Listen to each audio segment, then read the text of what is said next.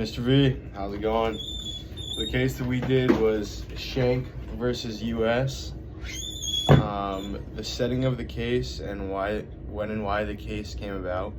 During World War I, socialists Schenck and Baer disturbed the draft. They handed out leaflets, which are like flyers, which had to do with being against involuntary servitude. They were eventually convicted of violating the Act of 1917 by attempting to cause insubordination in the military and to obstruct recruitment. The issues at the time in the country was World War I and socialism being uncomplacent with the draft. What is the constitutional issue raised in your case? The question that was raised with this case was, did Schenck's conviction violate the First Amendment right to freedom of speech? The Supreme Court Chief Justice was Edward D. White, and he was appointed by President Cleveland. How did this case come to the Supreme Court? This case made it to the Supreme Court because it was a case against the First Amendment. Another reason it went was because Schenck was going against the military, which had shown doubt and disrespect towards the military.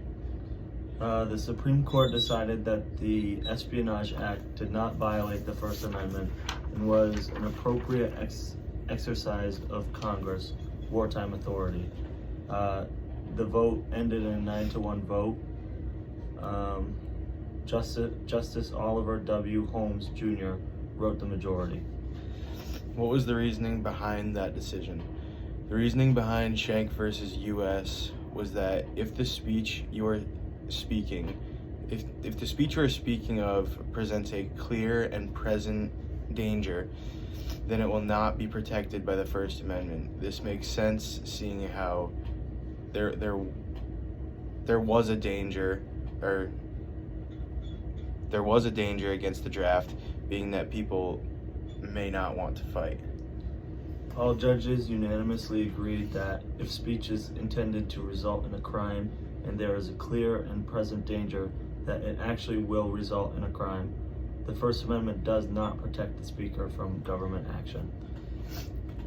What were the dissenting opinions? If so, what justice wrote them and what did they say? There was no dissenting opinions, being that the decision was unanimous and everyone voted with the majority. This case invented the famous clear and present danger test to determine when a state could constitutionally limit an individual's free speech rights under the First Amendment. This was replaced in 1969 with Brandenburg v. Ohio's imminent lawless action test. Do you agree or disagree with the decision and why? Owen?